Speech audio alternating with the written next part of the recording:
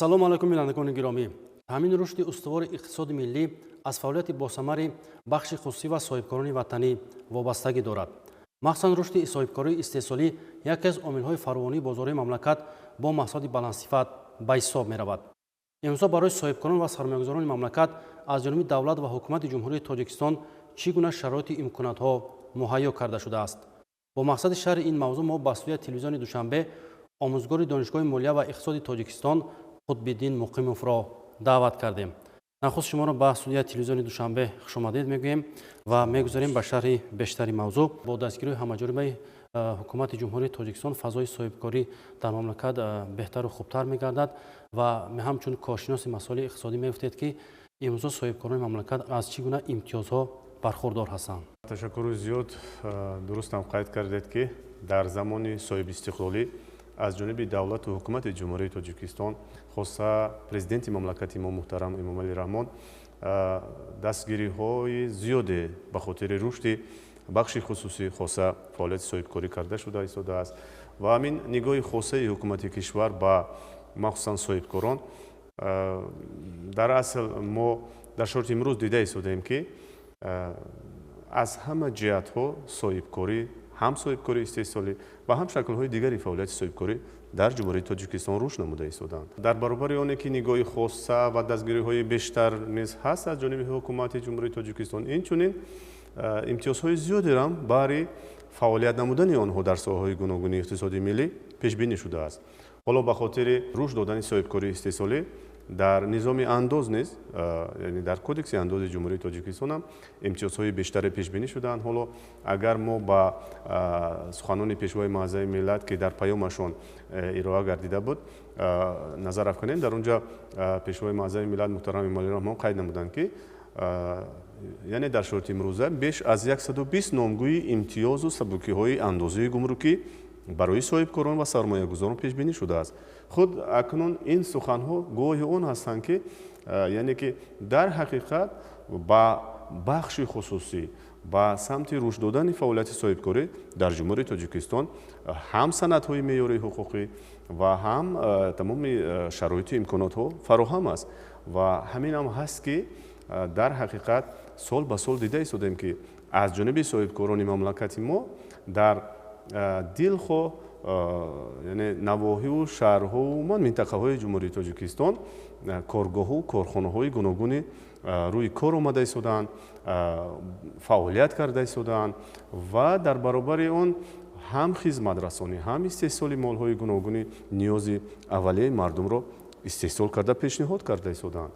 ҳоло ба қисмати имтиёзҳои андозӣ агар назар афканем, ҳатто бибинед ки яъне яке аз дастгириҳое ки ҳукумати кишвар дар бахши ҳамин рушди фаъолияти соҳибкорӣ карданд, яъне дар вақте ки мехоҳад ҳар як шахсе ки ба фаъолияти соҳибкорӣ даст мезад, дар замони пешин ҳатто ҳамин ба қайдгирӣ ба сифати субъекти соҳибкорӣ муаммоҳо ҷой дошт. яъне ҳар корхонаву коргоҳу мақомоту идора давутоз мекард то ин ки соҳибкории худро ба қайд бигирад ва ба фаъолият оғоз бахшад.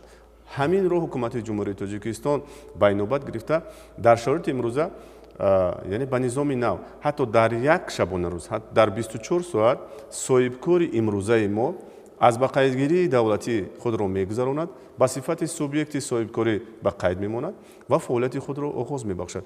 ҳоло бибинед ки дар замони шароити имрӯза яъне иқтисоди рақамӣ аслан барои дилхо нафаре ки ба фаъолияти соҳибкорӣ даст мезанад, аз ҳама чизи қимат барои он вақт аст. яъне ки барои соҳибкор ҳар лаҳзаву ҳар вақт ғанимат аст то ин ки фаъолияти худро ҳарчи тезтар шурӯъ кунад, дуруст шурӯъ кунад ва даромади хубе биёрад ва инчунин маблағҳои андозиро ба буҷети давлат пардохт кунад.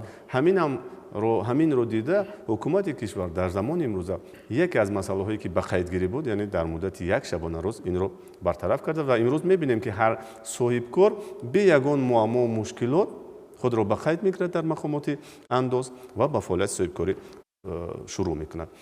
аз дигар ҷониб албатта дар мавриди соҳибкорони истеҳсолӣ яке аз имтиёзҳои бисёр хубам дар ин қисмат ин ворид намудани техника ва технологияи нав ки ба хотири истеҳсоли молҳои гуногуни ниёзи мардум равона шудааст.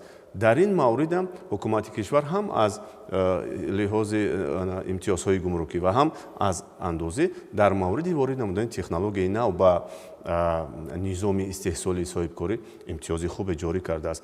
ҳатто дар бахши сармоягузорӣ низ агар мо ба кодекси андози ҷумҳурии тоҷикистон назар афканем, дар қисмати андоз аз даромади шахсони ҳуқуқӣ низ қайд шудааст ки ҳар як соҳибкоре ки ба аслан ҳар нафаре ки ба фонди ойномавии корхонаи навтаъсиси худ, яъне фаъолияти соҳибкории истеҳсолии худ маблағҳои гуногунро дар ҳадди аз $200,000 амрикоӣ то $5 миллион амрикоӣ маблағгузории гуногун кунад, сол ба сол, яъне аз 2 то 5 сол имтиёзҳои гуногуни андозӣ бахусус дар қисмати андози даромади шахсони ҳуқуқӣ додааст. Яъне аслан имтиёзҳои зиёде дар кодекси андоз мавҷуд аст. Бояд истифодаи самараноки имтиёзҳои андозӣ пешбинӣ шавад. Яъне ҳар як соҳибкор пеш аз оне ки ба кадом як фаъолияти даст мезанад ё ки фаъолиятро оғоз мекунад, бояд аз низоми андоз, аз мафҳумҳои иқтисодӣ, аз истифодаи дурусти воситаҳои пулӣ хуб огаҳӣ дошта бошад. Яъне маърифати баланди андозӣ ва маърифати баланди молиявиро доро бошад. дар ин маврид соҳибкор саривақтӣ аз ҳамин имтиёзҳои ҳам низоми гумрук, ҳам низоми андоз хуб истифода мекунад ва фаъолияти худро хубам ба роҳ мемонад. барои ҳамин аслан бояд пеш аз оне ки ҳар нафари мо ба фаъолияти соҳибкорӣ даст мезанем, бояд қонунҳои муайяни ин соҳаро аз худ кунем, низоми молияро хуб аз бар кунем ва ҳама он дастгириву ҳама он имтиёзҳову сабукиҳое ки ҳукумат баҳри соҳибкорон ҷудо кардааст, онҳоро бояд аз худ карда бошем ва дар фаъолияти худамон бевосита аз онҳо истифода барем. ва ба ғайр аз ин ман фикр мекунам ки ба хотири боз ҳам беҳтару хубтар ба роҳ мондани ҳамин самти фаъолият соҳибкоронро зарур аст ки бо мақомоти андоз, бо мақомоти молия, бо ниҳодҳо, институтҳои илмии тадқиқотӣ бояд корро низ хуб ба роҳ монанд. чаро ки имрӯз дида истодаем ки соҳибкори муваффақ дар масалан давлатҳои хориҷ аз чӣ истифода мебарад? Албатта онҳо аз институтҳои тадқиқотӣ, аз олимони соҳаҳои ҳамин гуногуни ин соҳа, яъне дар ҳамбастагӣ имконияте дорад ки соҳибкор ҳам аз ин гуна имтиёзҳо хуб истифода кунад ва ҳам барои рушди фаъолияти хеш як заминаи мусоиде аз онҳо гирад.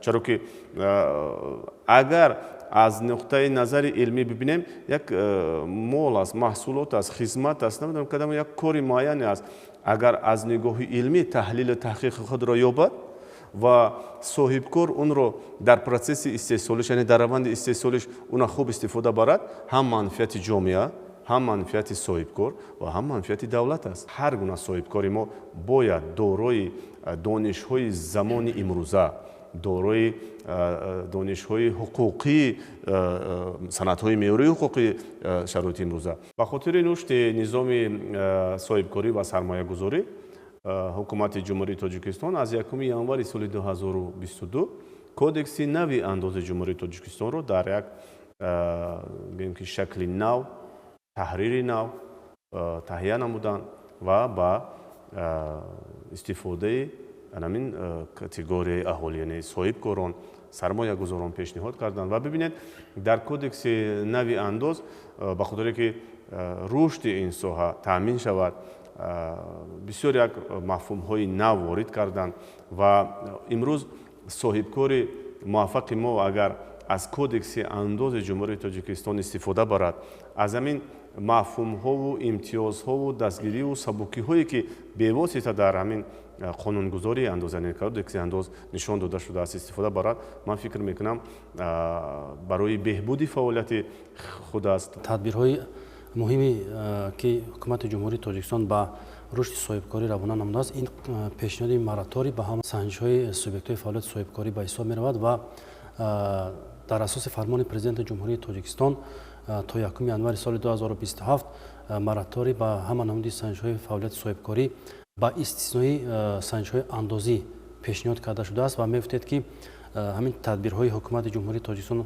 дар самти пешниҳоди мораторий барои боз ҳам рушд додани соҳибкории истеҳсолӣ барои ҷалби сармоягузории хориҷӣ чӣ гуна мусоидат мекунад? мо дар доираи моратория сухан мекунем, бояд аслан ҳамин мафҳумро масхуд карда бошем. Мо бояд донем ки моратория худаш чӣ аст. аслан моратория ин як сабукӣ аст, як дастгирӣ аст, як кӯмаке аст барои ҳар гуна нафаре ки ба фаъолияти гуногун даст мезанад. Вале мораторияҳо аслан дар шаклҳои гуногун ҷорӣ карда мешаванд ва имрӯзҳо мо дида истодем ки ҷаҳони имрӯза як рӯйдодҳои гуногуне рух дода истодааст ва ҳатто буҳронҳову кадом як муаммоҳои иқтисодию бастани масалан баъзе маврид сарҳадҳою байни давлатҳо, низоъҳою, яъне ҷаҳон пур аз рӯйдодҳои гуногун аст ва дар ин маврид ҳукумати ҷумҳурии тоҷикистон саривақтӣ анамин мораторияро пешниҳод кардааст. ҳоло бибинед агар дар замони истиқлолӣ бинед то ин замон зиёда аз 5 маротиба боз ҳукумати ҷумҳурии тоҷикистон ба хотири рушди соҳаи самти хусусӣ, яъне бахши хусусӣ, ба хотири рушди соҳаи фаъолияти соҳибкорию сармоягузорӣ анамин гуна мораторияҳоро ҷорӣ намудааст. аз ҳамин санҷишҳои ҳаргуна дур кардани фаъолияти соҳибкорӣ ин албатта барои манфиати худи соҳибкорон аст, ба ғайр аз санҷишҳои андозӣ, чаро ки санҷишҳои андозӣ албатта нақшаи муайяне худа дорад ва бояд ҳар мавриди истифода қарор бигирад. Вале имрӯз мақомоти андоз бисёр як шароити хубам барои соҳибкоро тайёр кардааст. Яъне бибинед мо ба низоми иқтисоди рақамӣ гузашта истодем ва низоми андоз қариб ки тамоми хизматрасониҳош тариқи ҳамон иқтисоди рақамӣ сурат гирифта истодаанд ва ҳоло соҳибкор бе ташриф овардан ба мақомоти андоз худро ҳам ба қайд мегирад, ҳам ҳисоботи электронии худро пешниҳод мекунад, маблағҳои андозии худро саривақтӣ пардохт мекунад. Яъне дар ин ниҳод, дар ин маврид вақте ки ба пуррагӣ ба иқтисоди рақамӣ гузаштаем, акнун баъзе аз ҳамон омилҳои инсониву ҳолатҳои коррупсиониву кадом ҳолатҳо барҳам дода шуда истодааст. Ин албатта бисёр як иқдоми саривақтии ҳукумати кишвар хоса пешвои миллат муҳтарам Эмомалӣ Раҳмон аст, чаро ки дар шароити имрӯз мо бояд ба низоми анамин шароити имрӯзаи ҷаҳонӣ гузашта бошем. ҳоло дунё мебинем ки ҳамин гуна корхонаҳо, коргоҳҳо, ҳамин гуна давлатҳои рушд карда истодаанд ки ба низоми иқтисоди рақамӣ гузаштаанд ва тамоми хизматрасониҳо тариқи ин низом анҷом дода мешавад.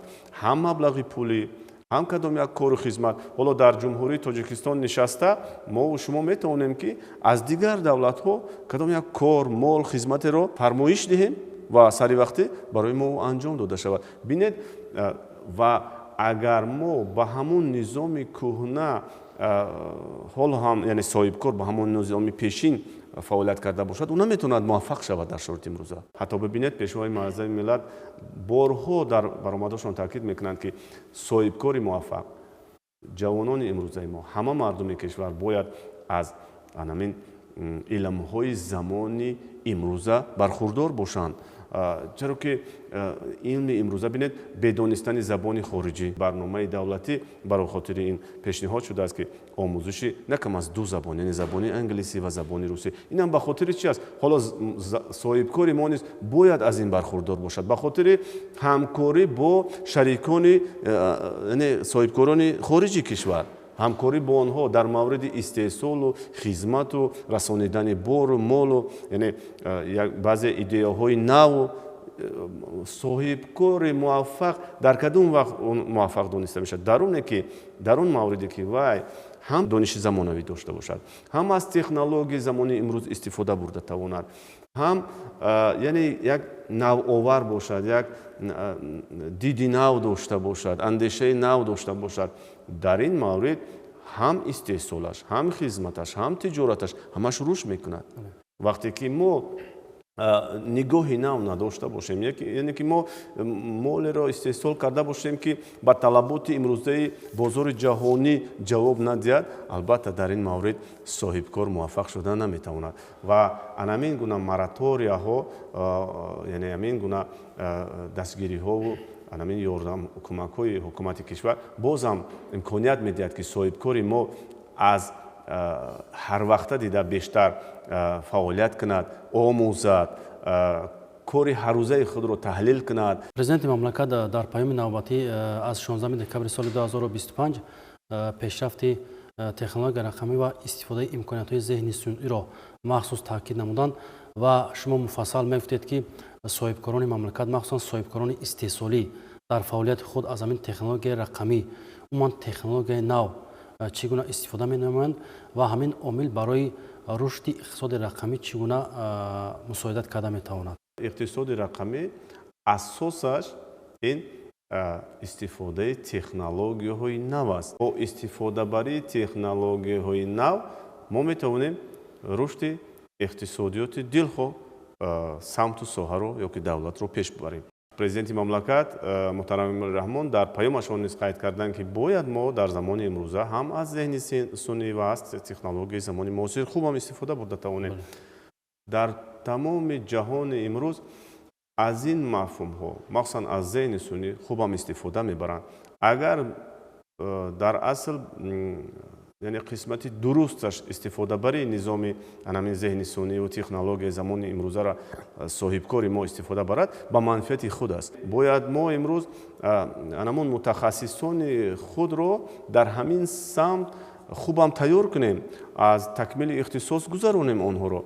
Ҳар соҳибкор ва ҳар гуна коргоҳу корхона бояд мутахассисони хешро баҳри омӯзиши равандҳои нави ҷаҳонишавӣ, махсусан зеҳни сунъӣ, технологияи муосир, онҳоро корбарӣ кунад, омӯзонад, тайёр кунад, то ин ки мо шумо медонем ки ҳамин ҳама гуна самту соҳаро кӣ метавонад пеш барад? Албатта мутахассиси баланди ихтисос. Ва агар дар корхона, коргоҳ ё дар ҳамон фаъолияти соҳибкории истеҳсолию тиҷоратӣ ҳам ки бошад, агар корманди хуб набошад, яъне мутахассиси хуби ҳамон соҳа набошад, он коргоҳ, корхона ба мушкилот дучор мешавад. Ҳамин ҳам ҳаст ки президенти мамлакат борҳо дар баромадашон таъкид мекунанд ки дар замони имрӯз бояд мо мутахассисони сатҳи баландро тайёр кунем ки барои на ин ки бозори дохилӣ, балки барои бозори ҷаҳонӣ ҳам мутобиқ бошанд. Дар баробари донистани забони англисиву русӣ, инчунин вай бо технологияи замони имрӯз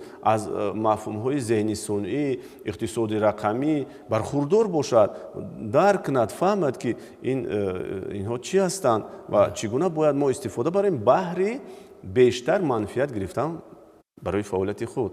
Ва яке аз мушкилотҳои ин соҳаро ҳам бибинед, ҳатто президенти мамлакат низ қайд карданд ки ҳоло дар кишвар масалан мутахассиси барномасозони соҳаҳои гуногуни иқтисоди миллӣ кам ҳастанд. Соҳибкори ватанӣ, коргоҳу корхонаи ватаниро зарур аст ки бо анамин донишгоҳу донишкадаҳое ки дар ҷумҳурии Тоҷикистон фаъолият мебаранд, бо онҳо ҳамкории хубе дошта бошанд ва тавонанд аз зинаи аввали таҳсилоти донишҷӯ уна дастгирӣ карда, кӯмак намуда то тарбия шудан дар ҳамин қисмат, яъне мутахассиси хуб шудан кӯмак кунад ва ба коргоҳу корхона ҷалб кунад. Чаро ки мо шумо медонем ки дар дилхоҳ самту соҳаҳо, яъне рушд намудани ин соҳаҳо аз дасти касе, аз дасти мутахассис аст. Шахсияте ки касби баланд дорад, касбияти баланд дорад, дониши хуб дорад ва мутахассиси хуб аст. Ва аслан мутахассиси хуб дар тамоми бозори меҳнат ӯ талаботи худа дорад. Яъне бозори меҳнат дар шароити имрӯза ҷаҳонӣ аст. Агар мо мутахассисро аз ҳамин зинаи поёнӣ бо ҳар гуна роҳҳо дастгирӣ карда ба коргоҳу корхонаву ба фаъолияти соҳибкории худ, ба корхонаи худ ҷалб накунем, ӯ метавонад ки ба дигар ҷо равад.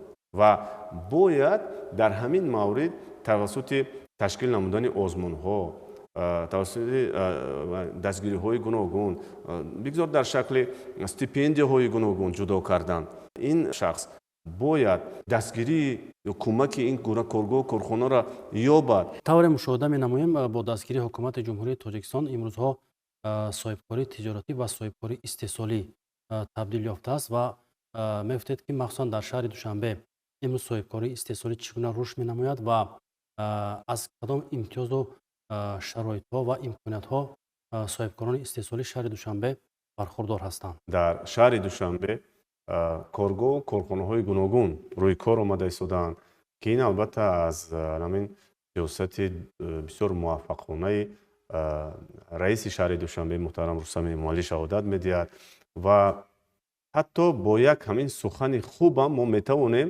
дилхоҳ соҳибкору сармоягузорро ба кишвар ҷалб кунем, ба фаъолият ҷалб кунем. Шаҳрдории шаҳри Душанбе дар дилхоҳ самт соҳибкоронро дастгирӣ намуда истодааст ва дастгириву нигоҳи хоса доштану имтиёзҳо ва ҳамин кӯмакҳое ки ба соҳибкорон дар шаҳри Душанбе шуда истодааст, дар ҳақиқат мо мебинем солҳои охир коргоҳҳои рӯи кор омада истодаанд, ки истеҳсоли маҳсулотҳои гуногуне ки барои рӯзгори ҳамарӯзаи мардуми шаҳри Душанбе зарур аст, истеҳсол шуда истодаанд ва дар бозорҳо ва растаҳову мағозаҳои шаҳри Душанбе ин гуна молу маҳсулотро мо мебинем ва ҳаминам ҳаст, ки яъне соҳибкории истеҳсолию ки чӣ хеле шумо гуфтед тиҷоратию дигар, дар асл ин бисёр як омили хуб барои ташкил намудани ҷойҳои корӣ аст. Дар баробари оне ки корхона рӯи кор мебиёяд,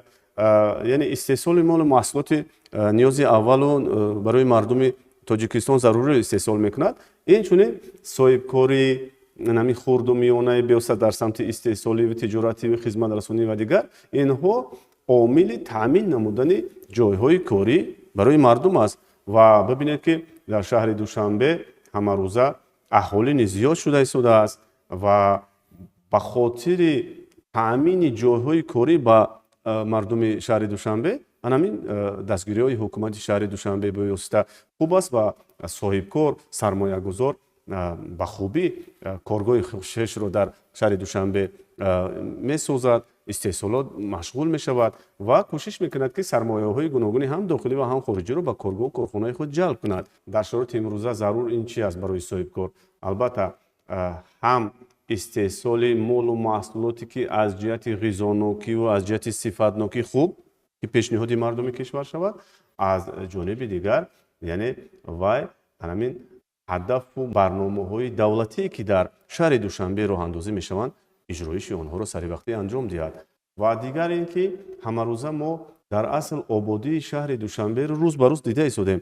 ҳатто кӯчаву хиёбону марказҳову ин қадар боғҳои зебое ба истифода дода шуда истодааст, ки хоҳем нахоҳем агар нафаре фаъолияти соҳибкорӣ карданӣ бошад, сармоягузорӣ карданӣ бошад, аз ин ободиҳо, аз ин пешрафти шаҳри Душанбе худ акнун маблағи хешро ба ҳамин шаҳр мегузорад ва ба хотири ободии ин шаҳр бо саҳм мегузорад. Яъне ин ҳам фикр мекунам ҳамон таваҷҷӯҳи соҳибкору сармоягузорро ба худ ҷалб мекунад. Яъне дар дил хоҳ давлатҳои хориҷ мебинем, ки ҳамон имконоту шароите ки дар ҳамон шаҳрҳо сохта шудааст, вай албатта соҳибкору сармоягузори ҳам дохил ва ҳам хориҷро ҷалб карда истодааст. Ва ман фикр мекунам, ки ҳамин андешаву фикру бисёр ниятҳои неки роҳбарияти шаҳри Душанбе аст, нигоҳи хуби роҳбарияти шаҳри Душанбе аст барои ободии шаҳри Душанбе, барои пойтахти зебои Тоҷикистон, ки ҳамин соҳибкорро ҳам бештар ҳаракат мекунанд, ки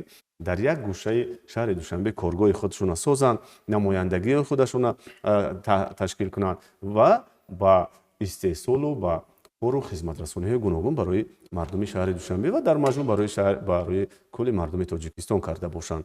Ва вақте ки мо бо ҳамроҳии меҳмонони зиёд ба вақте ки мебиёянд ва роҳбаладӣ карда якҷо сайр мекунем дар шаҳри Душанбе, онҳо низ бевосита аз ин ободиҳо, аз ин пешрафти шаҳри Душанбе васф мекунанд ва ин ифтихори мо аст. Ҳар соҳибкор, ҳар сармоягузоре ки дар шаҳри Душанбе коргоҳу корхонаи худро месозад, бо ҷойи корӣ таъмин мекунад мардумо ва инчунин маблағгузорӣ мекунад, бояд вай ифтихор дошта бошад, ки коргоҳи вай дар маркази шаҳр аст, дар як пойтахти зебое аст, ки ба мисли шаҳрҳои давлатҳои хориҷӣ шароиту имконоти хубам муҳайё шуда. خب البته با این نتیجه ها رسیدن رهبریت شهر دوشنبه به خدمترسانی موثر توجه زیاد ظاهر نمودند و در تمام ساحه‌های شهر دوشنبه از جمله ساحه صاحبکاری استحصالی نیز تکنولوژی رقمی وسیع استفاده بوده می شود که این عامل باعث فراوانی بازارهای داخلی